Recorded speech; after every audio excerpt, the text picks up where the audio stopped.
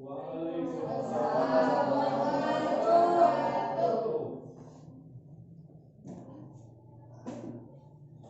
rapikan tempat duduknya, siapkan bukunya. KM, pimpin doa.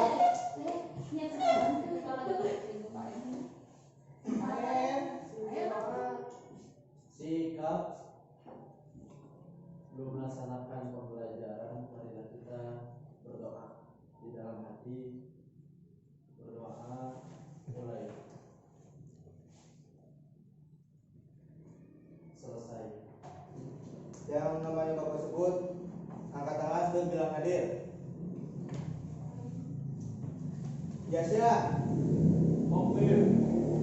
Elsa, Happy, Sandy, Salma, Ayuni, Chris, Rian.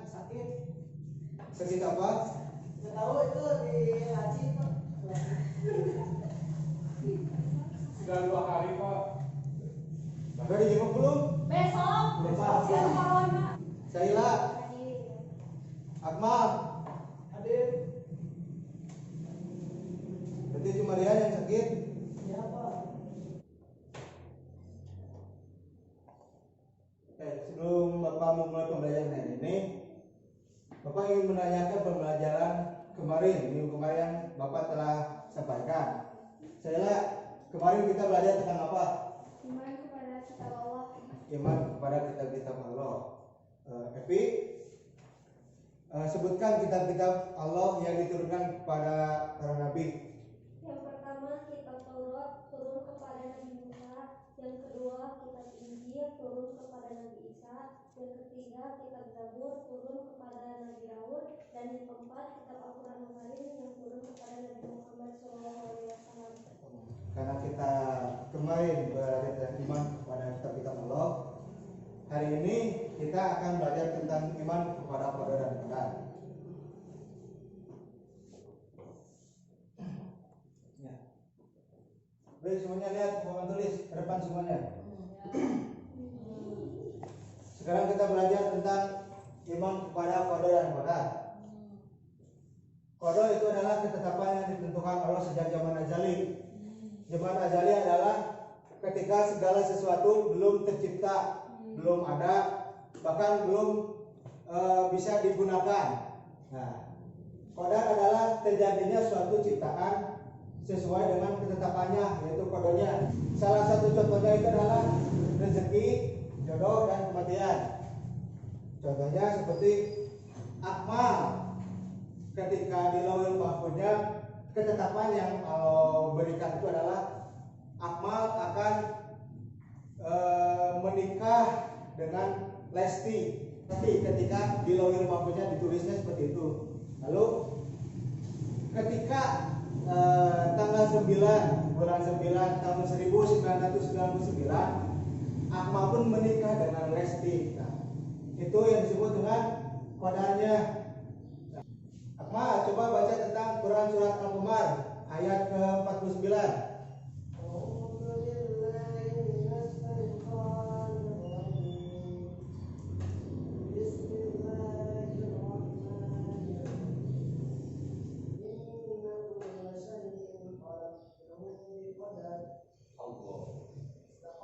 Baca artinya. Sungguhnya kami menciptakan segala sesuatu.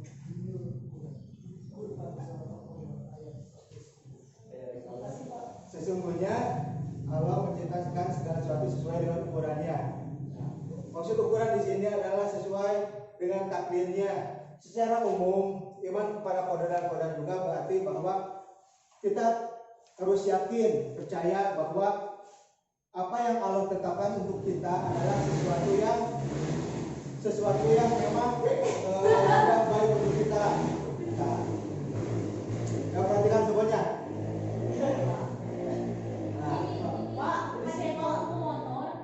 Ke Bapak, baik. Nah, jadi ketika Allah menetapkan segala sesuatu, jikalau kita beriman kepada qadar dan qadar, maka kita akan bersyukur, maka kita akan mencari hikmah dalam kejadian tersebut. contoh lain bisa Epi, nauzubillah ya, misalnya Epi apa punya pacar, jadinya ada bebek, punya bebek, Epi. Lalu suatu hari bebeknya meninggal, putus jadinya, gak punya pacar lagi. Jikalau Epi beriman kepada Qadar dan Qadar, maka Epi bakal berpikir dia bukan jodoh saya dan Allah telah menetapkan jodoh yang lebih baik. Gimana, sudah paham belum? Belum? Di mana belum pahamnya? Di sebelah mana? Dari awal Pak. Dari awal. Kamu dari tadi kemana? Tadi tidur Pak. Astagfirullah. Ya, lihat ke sini ke depan dan tidur. Ya, coba Chris berikan contohnya Qadar. Tadi Pak Akmal kan tadi sakit. Ya. Sebenarnya Akmal itu sudah ditentukan oleh Allah Subhanahu Wa Taala secara ajali bahwa pada hari ini Akmal akan sakit, disebut kodok. Nah, caranya hari ini perwujudan dari kodok tersebut Akmal sakit. Oh, Akmal Rian yang sakit. Iya, bisa. Iya, benar. Jadi kodenya itu Allah menetapkan Rian itu sakit hari ini. Terus hari ini kejadiannya itu sebutnya Qadar. Nah, seperti itu contohnya. Nah, lalu semuanya lihat di sini. Sekarang kita akan berbicara tentang takdir. Takdir itu dibagi dua. Yang pertama takdir mu'alaq, yang kedua takdir mubram. Mu'alaq adalah ketetapan yang bisa diubah. Nah, jadi maksud ketetapan yang bisa diubah di sini adalah takdir ini bisa kita ubah, yaitu dengan cara doa, usaha, ikhtiar, tawakal. Kalau Bapak biasanya disingkat menjadi duit, doa, usaha, ikhtiar, tawakal. Nah, lalu apa saja yang bisa kita ubah? Takdir apa yang bisa kita ubah? Misalnya kepintaran, kesehatan, dan kebahagiaan. Orang bodoh bisa jadi pintar? Bagaimana cara orang bodoh menjadi pintar? Belajar. Terus tekun, boleh. Terus rajin. Ikhtiar. Terus orang sakit bisa jadi sehat? Bagaimana caranya? Makan, ke dokter, makan yang sehat. Terus olahraga. Bernapas. Kalau nggak napas itu berarti udah sakit gitu kan? Kan bisa dikasih nafas buatan biar hidup lagi. Lalu kebahagiaan, kayak tadi contohnya yang tadinya jomblo, kalau usaha, ikhtiar, tawakal, berdoa, lalu Allah memberikan jodohnya, dia pun bahagia. Itu kan bisa seperti itu kan. Nah, lalu ada takdir mubram, yaitu ketetapan yang tidak bisa diubah, yaitu mutlak. Allah sudah memberikan takdir seperti ini, tidak bisa diubah. Misalnya siapa yang menjadi korban? Sandy misalnya. Sandy itu sudah sama Allah itu sudah ditetapkan bahwa akan mempunyai anak 5 bisa gitu kan. Kan lumayan ya. Kalau punya anak 5 kan bisa jadi tim futsal kan lumayan. 11 kan bikin klub bola. 11 misalnya. Sandy itu sudah ditetapkan sama Allah itu takdirnya akan mempunyai anak 11. Amin gitu kan, katanya diaminkan. Nah, maka ketika Allah sudah menakdirkan itu, apabila itu adalah takdir mubram, itu sudah tidak bisa diubah. Itu sudah mutlak, Allah sudah memberikan takdirnya seperti itu. Kita tidak bisa mengusahakan, mengikhtiarkan kalau memang takdirnya sudah Allah tetapkan seperti itu. Nah, lalu ada juga hikmah beriman kepada Qadar dan Qadar, yaitu yang pertama menumbuhkan rasa syukur. Seperti misalnya dia sudah punya rumah besar gitu kan, rumah gedung gitunya 10 lantai gitu ya rumahnya. 10 lantai. Terus di kemudian hari rumahnya terbakar. Jikalau Rian bersyukur beriman kepada Qadar dan Qadar, Rian akan menumbuhkan rasa syukur. Ya, akan bersyukur, alhamdulillah walaupun misalnya rumah saya terbakar, saya masih diberi kesempatan untuk hidup. Keluarga saya selamat dari kobaran api. Nah, misalnya seperti itu. Lalu ada juga mencegah sifat takabur. Tahu takabur? Apa takabur? Sombong. Nah, jadi kalau misalnya kita mendapat rezeki atau kita mendapatkan kebahagiaan, entah kebahagiaannya itu misalnya mendapat nilai yang bagus atau menjadi ranking 1, kita tidak akan takabur. Dari iya mah usaha saya sendiri, saya emang udah pintar dari sananya, yang lain mah orang-orang bodoh gitu kan. Kalau kita beriman kepada Qadar dan Qadar, kita akan berpikir ini adalah hasil usaha saya. Allah menjawab setiap doa, usaha dan ikhtiar yang saya lakukan. Ini bukan hasil saya semata, seperti itu. Nah, lalu ada juga mencegah putus asa dan mudah menyerah. Terkadang kan kita sebagai manusia suka terpuruk gitu kan, apalagi kalau udah misalnya menyangkut dengan pasangan kita, dengan udah putus, galau, masuk rumah, teriak-teriak, nangis gak jelas, bikin update status yang sedih gitu kan biasanya. Insya Allah di sini mah gak ada yang pacaran ya. Nah, kalau misalnya ketika ada kejadian yang seperti tadi, kita musibah, tidak akan berputus asa, melainkan orang yang beriman kepada Qadar dan Qadar akan menumpuk sifat optimis.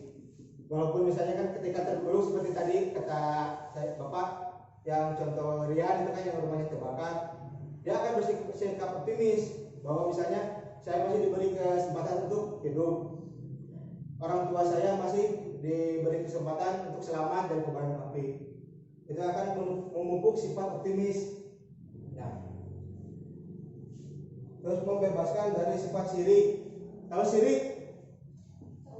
Apa sifat syirik? Menyekutukan Allah misalnya. Menduakan Allah, kan kita juga nggak mau diduakan ya. Terkadang beberapa orang ada yang ketika terkena musibah, lalu dia tuh menyekutukan Allah gitu kan. Ya Allah, kenapa hanya saya yang diberi cobaan? Kenapa mereka bahagia sedangkan saya enggak? Kenapa hanya saya yang mendapat musibah, terkena celaka, atau kenapa hanya saya yang sengsara? Kan kalau seperti itu seolah-olah mengatakan bahwa Allah itu tidak adil.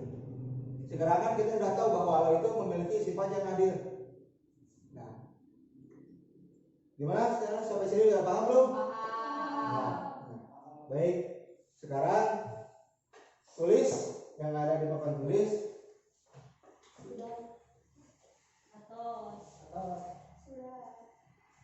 Sudah? Coba Bapak lihat.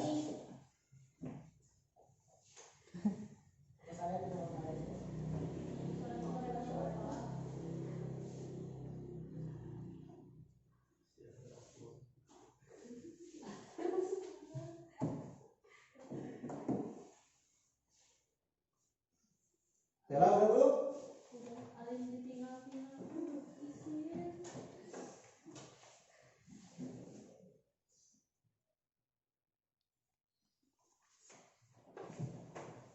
Sebenarnya sudah paham belum ini? Nah, sekarang tutup bukunya, semua tutup. Ujian. Kan jadi kita katanya udah paham.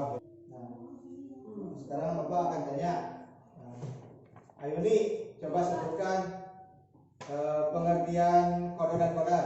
Baik Pak, Qadar adalah pengetahuan dan ketetapan yang telah ditetapkan oleh Allah pada zaman azali. Sedangkan Qadar adalah terjadinya suatu ciptaan sesuai dengan penetapan. Beri tepuk tangan buat Ayu nih. Sekarang Epi, kan takdir itu dibagi dua. Coba sebutkan. Baik Pak, takdir itu ada dua. Yang pertama mualah artinya adalah sebuah takdir yang tidak dapat dirubah. Kemudian yang kedua adalah takdir mubrah, artinya adalah takdir yang tidak dapat dirubah. Kalau malah kan takdir yang bisa dirubah. Bagaimana cara kita mengubahnya? Kita bisa menggunakan doa, ikhtiar, usaha, dan juga tawakal kepada Allah Subhanahu wa taala. Oke. Beri tepuk tangan buat saya.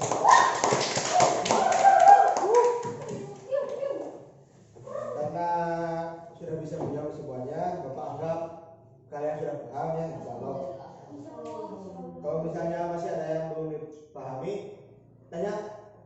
Epi sama Yuni atau bisa tanya langsung ke Bapak dari kantor ya. Oke, sekian dari Bapak.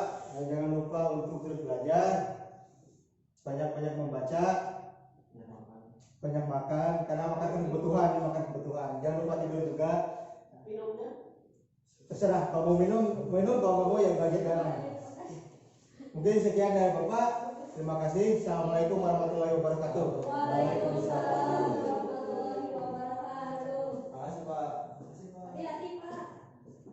Kan ada di jalan.